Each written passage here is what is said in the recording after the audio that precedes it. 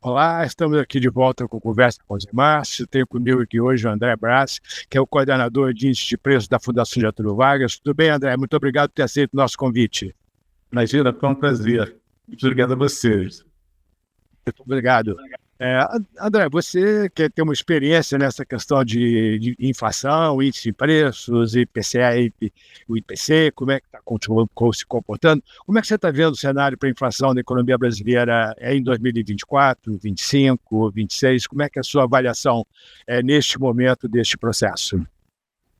A inflação vem apresentando algumas surpresas, né? Todo dia a gente tem que sentar e reavaliar um pouco o curto e longo prazo, porque todo dia tem um fato novo, né? O último foi o dólar, né? Aquele susto que ele deu, uma desvalorização rápida, e a gente sabe que uma desvalorização cambial na magnitude que já temos acumulado em 2024 tem uma repercussão sobre os preços, tá?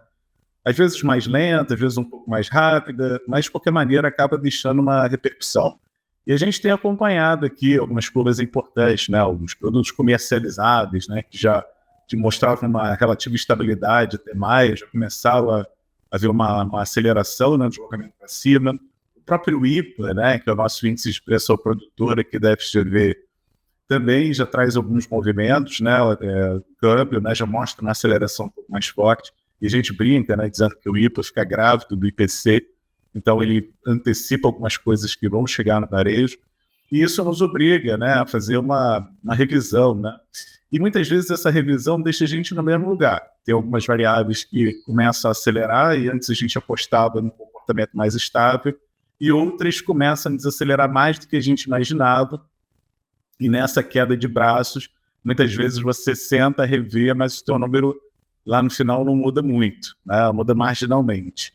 Mas há sempre uma mudança por trás, né? Quer dizer, os atores, aqueles itens, né, que você apostava que influenciariam mais a inflação em 2024, acabam não influenciando tanto, mas aparecem outros fatores. E, em paralelo, tem o que acontece no mundo, né? Tem guerras que já são de longa data e que ainda não se desenrolaram totalmente, tem a questão da própria economia americana, tem a nossa política fiscal. Então, tem várias outras variáveis importantes que a gente tem que acompanhar e que a gente sabe que influenciam na inflação, né, desse ano e dos próximos. Então é uma revisão permanente aqui, né, uma vigília permanente sobre o que vai influenciar mais daqui para frente. Agora, André, quer dizer, a gente tem visto aí uma desaceleração da economia chinesa e uma expectativa de excesso de oferta, principalmente de bens industriais, que está gerando uma certa deflação lá na China e que está sendo exportada para o mundo. Como é que isso aparece no índice de preços? Já está aparecendo ou, quer dizer, ainda não chegou no Brasil? Então, eu acho que já aparece um pouco, sobretudo no IPA. Aparece contendo um pouco o efeito cambial, né? Porque o IPA é muito sensível ao câmbio, né? A gente vê historicamente como o IGP, né, que é muito influenciado pelo IPA, reage ao câmbio, então é uma correlação forte. E a gente vê um enfraquecimento disso nos momentos em que a China colabora, né? Esse excesso de oferta, às vezes, acaba retardando, né, um efeito cambial que poderia ser mais forte em outro contexto. Então, nesse sentido, é algo que joga a nosso favor, que não cria uma pressão inflacionária extra. Agora, existe aí uma tendência a um aumento do protecionismo no mundo exatamente por causa desse excesso de oferta que vem da China, né? A gente tem aumento de tarifas já na Europa, de importações de tarifas para importações chinesas. Nos Estados Unidos, além de a gente já ter um aumento, uma certa quantidade de tarifas, você tem aí uma expectativa, dependendo do resultado da eleição americana, de como que vai ficar esse processo. Como é que vocês estão vendo essa fragmentação do comércio internacional? Você acha que isso vai afetar de forma importante a taxa de inflação no Brasil, ou você acha que isso não vai fazer muita diferença? Não, isso pode afetar sim a taxa de inflação aqui, porque se o Brasil não tem uma política protecionista similar a esses países, significa que tem um deslocamento maior desses produtos para cá, né? Sobretudo, a única desvantagem é que a nossa moeda desvalorizou bastante. Então, comprar produtos agora está mais caro, né? Está mais favorável para a gente exportar do que importar, né? E, nesse sentido, até a gente exportando mais também não cria nenhuma vantagem direta para a inflação, porque melhora a balança comercial, mas também desabastece o mercado doméstico, né? Então, você pode não ter aí um desafio tão grande para ter produtos, mas ao exportar demais, o câmbio também começa a desafiar um pouco mais a inflação. Então, a nossa desvantagem é não ter uma política frente a de outros países, né? Tão protecionista, porque a nossa indústria também está num estágio diferente da Europa e dos Estados Unidos, né? Então, se a gente não tem uma política que blinda, né, essa chegada de produtos mais baratos, né, essa competição com a indústria nacional, isso para a gente não tem muito efeito, porque o nosso mercado continua aberto do mesmo jeito, não muda a nossa política aqui e a oferta de produtos no mundo aumenta, né, se esses países compram menos. Então, eu não vejo, assim, uma grande vantagem para a gente diante dessas políticas, né? Nesse caso, a gente deve esperar, quer dizer, uma pressão deflacionária no Brasil, né?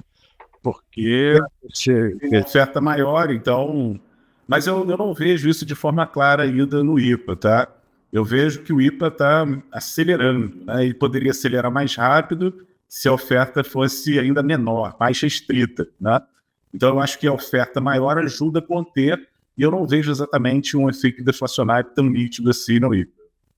Certo. Agora, a gente, quer dizer, a experiência internacional e a teoria também tem mostrado que essa questão do protecionismo, da fragmentação do comércio internacional tende a diminuir produtividade e aumentar custo de produção no longo prazo.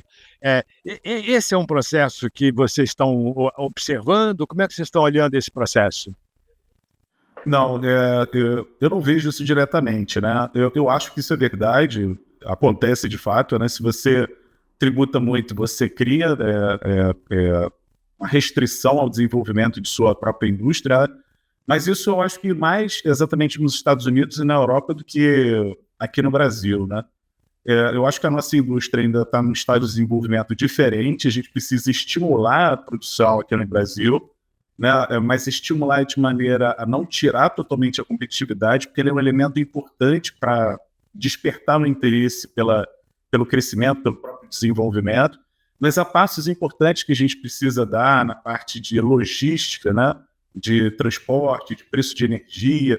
Tem tantas coisas que desafiam a indústria nacional, né, que você protegê-la sem resolver esses problemas antes, né, parece que é meio ineficiente. Então, são passos importantes que a gente tem que dar domésticos aqui, né, para criar uma estrutura que convide o setor industrial a ter mais fôlego, né, para crescer. E aí sim, a gente cuidaria de proteger essa indústria nessa alavancagem que ela poderia ter, né, em condições ideais, exatamente para que ela se sustente crescendo ao longo do tempo, né? Mas eu acho que a gente não está exatamente nesse estágio, né? Outros países podem ter um interesse maior em proteger suas indústrias no momento em que a China tem uma capacidade de oferta muito maior. E aí protege a indústria, protege empregos, né? É uma situação um pouco diferente da que eu vejo aqui no Brasil. Agora, André, quer dizer, voltando à questão da inflação no curto prazo, que a gente tem visto aí uma aceleração da taxa de inflação de serviços, a taxa de inflação de serviços está acima da meta, quer dizer, da trajetória compatível com a meta, pelo menos essa é a avaliação da maior parte dos analistas, eu não sei se tem a mesma avaliação, eu acho que esse é um ponto importante. Como é que você está vendo isso? Quer dizer, na verdade, segundo uma parte grande aí dos analistas, quando você vê no mercado financeiro principalmente, que existe uma certa expectativa, dado o fato de que a política fiscal é bastante expansionista, com políticas de transferência de renda, etc., você tem um aumento de consumo importante, e esse aumento de consumo está começando a gerar pressões inflacionárias no setor de serviços, a taxa de desemprego está muito baixa para os padrões brasileiros. Como é que você vê esse processo? Você acha que existe realmente uma tendência a excesso de demanda, ou você acha que não, que é perfeitamente compatível com o crescimento da economia, o crescimento da demanda é compatível com o crescimento da economia brasileira? Não, a gente tem percebido, à medida que a taxa de desemprego diminui, a demanda por serviços vem aumentando e a gente vê pela trajetória do preço do setor serviços. Se a gente coloca um gráfico lá da redução da taxa de desemprego e de como o setor serviços vem alavancando, um espelha o outro ao contrário. Enquanto o desemprego cai, a taxa de serviços sobe, né? Então, tem havido sim uma pressão maior. E a gente percebe que serviços intensivos em mão de obra sobem até mais rápido, né? Tem uma relação mais forte aí com esse aumento da. Então, isso é um desafio, porque a gente não vê, nem nesse ano, nem no ano que vem, serviços subindo a meta de inflação, né? Serviços sempre subindo acima da meta, quase no teto da meta, né? E algumas estimativas mostram que isso pode ultrapassar o teto da meta, quer dizer, subir quase 5% em 12 meses, né? Então, o setor serviços tem sido um desafio mesmo para a política monetária, né? E esse aquecimento do mercado de trabalho, o aumento do rendimento, é um efeito que tende a desafiar ainda mais. Quer dizer, é provável que o serviço se mantenha com uma taxa muito acima da meta, aí, pelo menos por os próximos 2 anos. Bom, nesse caso, quer dizer, a compensação tem que vir da oferta de bens, né? Exato. Só que a gente tem ainda uma taxa de juros elevada, que também ajuda a segurar um pouco a demanda por bens duráveis, né?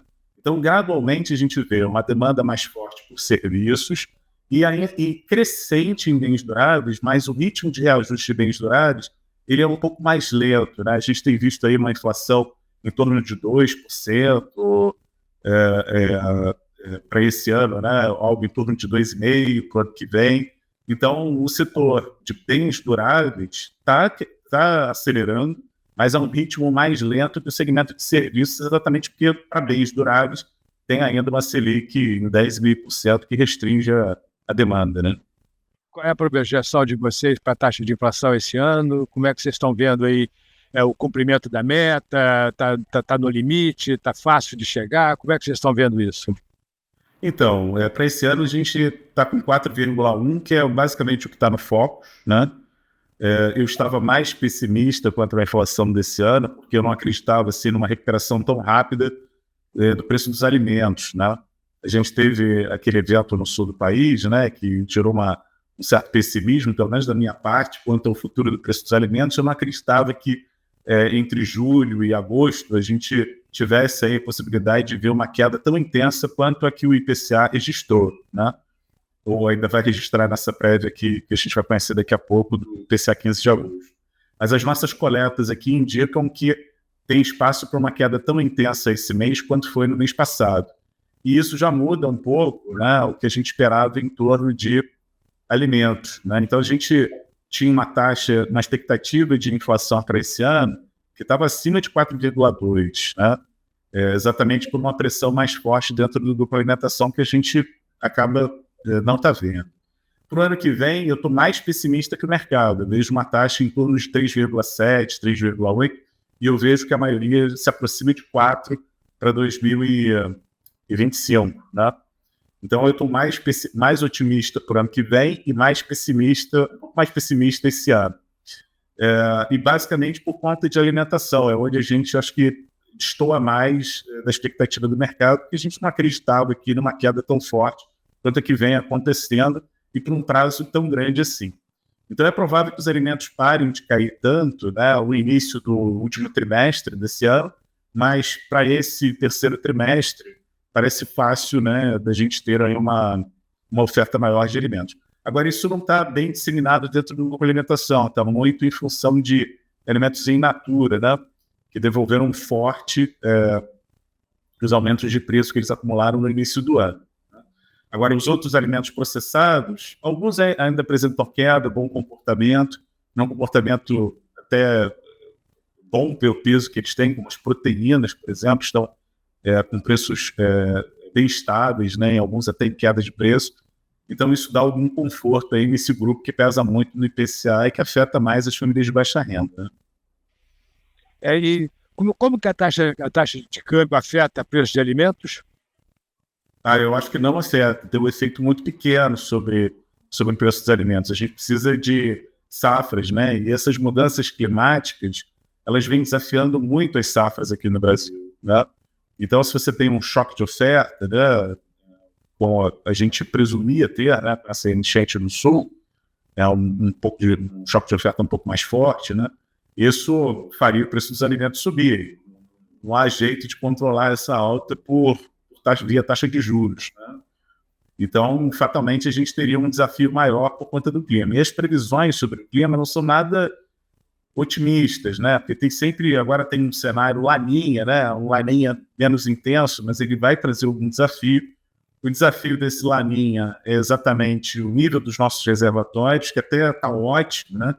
Mas é uma situação que pode mudar, porque a gente vai entrar no período de maior demanda de energia e provavelmente vai chover menos onde a gente tem os reservatórios, na maior parte das represas. Isso pode comprometer a geração de energia, né? Pode forçar a prática de bandeiras tarifárias, que encarece a energia. E a gente sabe que quando a energia fica mais cara, ela acaba contaminando a prestação de serviços, a atividade industrial. De certa forma, isso acaba aumentando custos que desafiam a inflação de modo mais geral. Então, essas mudanças climáticas, elas de fato vão testar a gente aí, e vão desafiar mais a política monetária, né, dado o pouco fôlego que ela tem de atuar sobre o segmento de alimentação. Agora, André, vocês têm algum cenário para o comportamento do preço de petróleo? Quer dizer, como é que vocês estão vendo aí o cenário internacional, o efeito do cenário internacional sobre o preço do petróleo, a questão do Oriente Médio? Como é que vocês estão acompanhando de perto? Como é que vocês estão vendo esse processo? Pois é, essa tensão, ela gera uma incerteza que é difícil da gente apostar numa direção, né? Qualquer conflito que escala pode influenciar o preço do barril de petróleo e isso faz a gente rever cenários, né? Por enquanto, a gente espera um cenário mais estável, né? Menos turbulento do que aconteceu recentemente e com pouca pressão aí sobre esses preços administrados, sobre o preço do diesel, sobre o preço da gasolina, né? Então, a única coisa que pode desafiar um pouco mais é o câmbio, né? Mas ele me parece que já absorveu, né? Já depurou um pouco da incerteza, então está voltando, está retornando. Então, me parece que isso também não vai pressionar tanto, né, o preço dos combustíveis. E essa estabilidade é importante, porque da mesma forma que a energia pressiona custos, né, os combustíveis também, principalmente o diesel, né, que não pesa muito no IPCA diretamente, mas indiretamente ele encarece frete, transporte público urbano, então tem todo um desdobramento ali sobre a inflação, provavelmente indireto. Então, havendo uma estabilidade maior e uma preocupação menor quanto ao preço do barril de petróleo, a gente também tem uma variável a menos para se preocupar quanto à pressão inflacionária, né? Na verdade, essa questão do Oriente Médio é bastante preocupante, né? A gente nunca sabe exatamente para onde vai essa questão do Oriente Médio e a questão da guerra Rússia-Ucrânia também é um outro problema importante. Aliás, acho que uma coisa interessante para você que acompanha muito de perto essa questão dos preços, quer dizer, logo no início da guerra, lá da invasão da Rússia, da Ucrânia pela Rússia, os preços dos produtos agrícolas tiveram um aumento substancial, quer dizer, e petróleo também. Mas depois arrefeceram, né? Quer dizer, qual é o processo? Quer dizer, a Ucrânia supostamente era um grande produtor e exportador de produtos agrícolas, mas aparentemente fez pouco efeito a guerra, quer dizer, acabou que o efeito foi menor do que o esperado. Qual foi o processo? Como é que como é que foi o desenrolar desse processo aí ao longo do tempo? Então, inicialmente havia uma dificuldade maior em escoamento, né, da produção agrícola, né? Mas depois acho que eles fizeram um pacto e acabaram escoando uma parte disso. E também tem os efeitos por trás do preço dos fertilizantes, né, que também contaminam o setor agrícola, né? Então havia fertilizante ou havia um choque de oferta, uma disponibilidade menor daqueles grãos, né? E isso acontece em cima de grãos que são estratégicos, né? Milho, trigo, né? E como o milho, em especial, é uma ração para trato animal, né? Se essa oferta diminui, porque a Ucrânia sai do jogo, isso pode pressionar o preço de proteínas, né? Esses animais que são criados com essas rações, né? Suínos, aves, e aí também contamina o preço de ovos, né? Então é um problema, mas eventualmente eles arrumam um jeito de escoar e outros mercados também têm uma produção um pouco mais robusta e acabam compensando aquela oferta que não está no seu patamar habitual. Então os preços seguem relativamente estáveis. A gente não vê assim uma recuperação tão grande dos preços dos grãos, né? Soja, milho e trigo, que acabam espalhando muito a inflação no segmento de alimentos, né? Então eles aceleraram um pouco mais recentemente, mas nada de forma destacada como foi há 1 ano e meio, 2 atrás, ainda em parte pelo impacto da pandemia também, né? E isso, enfim, traz uma estabilidade maior também para o segmento de alimentos, né? Quer dizer, na verdade, pelo que eu estou entendendo, a preocupação de vocês está no preço de serviços, na inflação de serviços, quer dizer, que tem um excesso de demanda aí gerado por uma política expansionista, uma política fiscal expansionista, mas que é, em parte, pelo menos, compensado por preços de alimentos relativamente bem comportados. É isso mesmo? Exatamente, exatamente. E até de forma surpreendente, porque a gente acreditava numa pressão maior do preço dos alimentos, né? Não por problemas externos, né? Mas por questões domésticas mesmo associadas a esses desafios que o clima nos trouxe recentemente. Certo. André, muito obrigado, foi um prazer enorme ter você aqui. Quero ter certeza que, quer dizer, as pessoas, os ouvintes aí, entenderam muito melhor o comportamento da taxa de inflação do que antes da nossa conversa. Muito obrigado por ter aceito o nosso convite, foi um prazer enorme ter você aqui, certo? Muito obrigado. Eu que agradeço, José Márcio, foi um prazer participar do programa. Espero que em outra oportunidade você possa nos convidar de novo. Não, certamente. Sempre que tiver problemas com inflação, vamos chamar você. Liga pra gente. Um abraço, obrigado. Um abraço, tchau, tchau.